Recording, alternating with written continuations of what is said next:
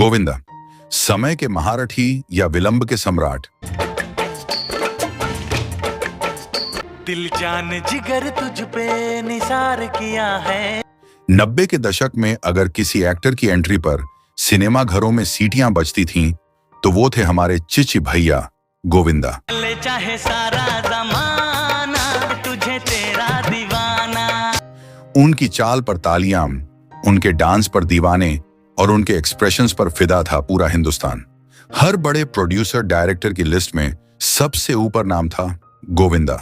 Comedy हो या tragedy, action हो या रोमांस, गोविंदा उस दौर के वन मैन आर्मी थे। लेकिन चमकते सितारों के पीछे एक स्याह परछाई भी होती है, और गोविंदा की वो परछाई थी अनपंक्चुअलिटी की महारत।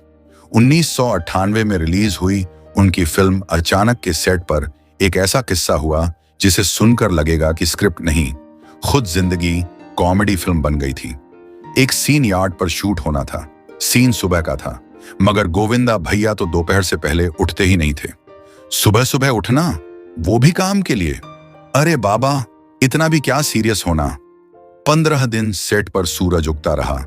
क्रू चाय पीते हुए गोविंदा का इंतजार करता रहा और कैमरे खाली रोल घुमाते रहे।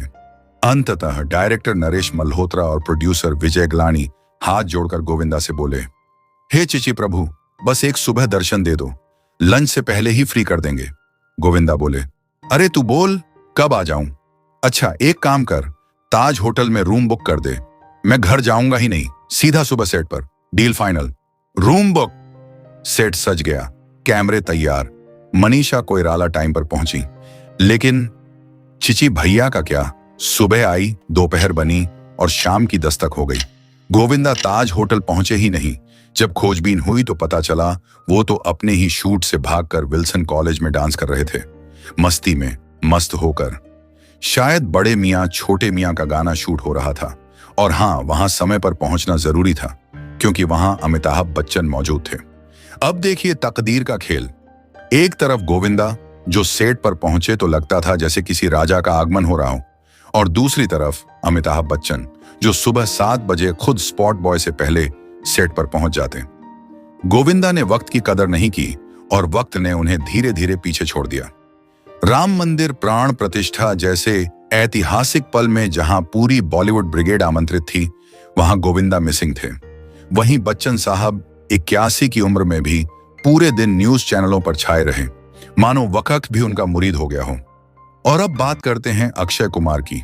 वो आदमी जो टाइम की घड़ी से पहले जाग जाता है, जो सेट पर चाय से पहले पहुंच जाता है, और जिसने सबसे महंगे फ्लॉप स्टार का खिताब भी स्टाइल से संभाला है। लगातार फ्लॉप देने के बावजूद प्रोड्यूसर उनके पीछे लाइन लगाए खड़े हैं। क्यों? क्योंकि उन्हें पता है जो हीरो सेट पर टाइम पर आता है वही असली सुपरस्टार है।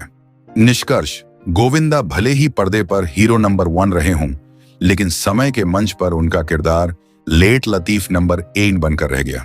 और बच्चन साहब, वो अब भी सिखा रहे हैं कि स्टारडम नहीं, डेडलाइन जरूरी होती है। राजेश खन्ना का उदाहरण इस संदर्भ में जोड़ना बिल्कुल सटीक होगा, क्योंकि वो भी स्टारडम के शिखर पर पहुंचे, लेकिन समय की नासमझी ने उनके करियर को गिरावट की ओर धकेला। गोविंदा, राजेश खन्ना और समय का सबक। स्टारडम टिकता नहीं, वक्त निभाना पड़ता है। 90 के दशक में गोविंदा का जलवा था। हर पोस्टर पर उनकी तस्वीर, हर थिएटर में उनकी फिल्म और हर गली नुक्कड़ पर उनके डांस मूव्स की नकल। लेकिन सेट पर उनका इंतजार करना मानो गंगा जल में बर्फ जमने का इंतजार करना था। पर यह किस्सा नया नहीं है। इससे पहले भी एक सुपरस्टार आया था, राजेश खन्ना, जिसे लोग सुपरस्टार कहने लगे थे जब देश में यह शब्द ही किसी ने ठीक से सुना नहीं था। लेकिन समय की कद्र न करना उनका भी स्टाइल बन गया था। राजेश खन्ना के साथ काम करने वाले लोग बताते हैं कि वो सेट पर घंटों देरी से आते थे। जब आते तो मूड में हों तभी सीन शूट होता, वरना डायरेक्टर को कहना पड़ता, आज पैकअप कर लो, काका मूड में नहीं है। धीरे धीरे डायरेक्टर्स उनसे कतराने लगे और इंडस्ट्री ने उन्हें रिप्लेस करना शुरू कर दिया, और उनकी जगह ली एक नए आदमी ने, जिसका नाम था अमिताभ बच्चन। और गोविंदा, राजेश खन्ना जैसे सितारे हमारे दिलों में हमेशा रहेंगे, लेकिन इंडस्ट्री में समय का सम्मान न करना उन्हें धीरे धीरे किनारे ले गया। और आखिर में समय के नाम एक खत।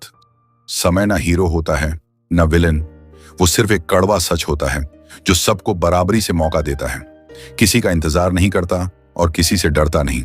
जो इसे समझ गया वो लीजेंड बन गया, जो इसे नजरअंदाज कर गया वो किस्सा बन गया।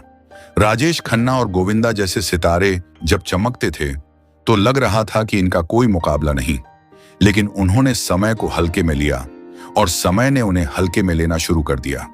वहीं अमिताभ बच्चन और अक्षय कुमार जैसे लोग समय के आगे झुके नहीं, बल्कि उसके साथ कदम से कदम मिलाकर चले।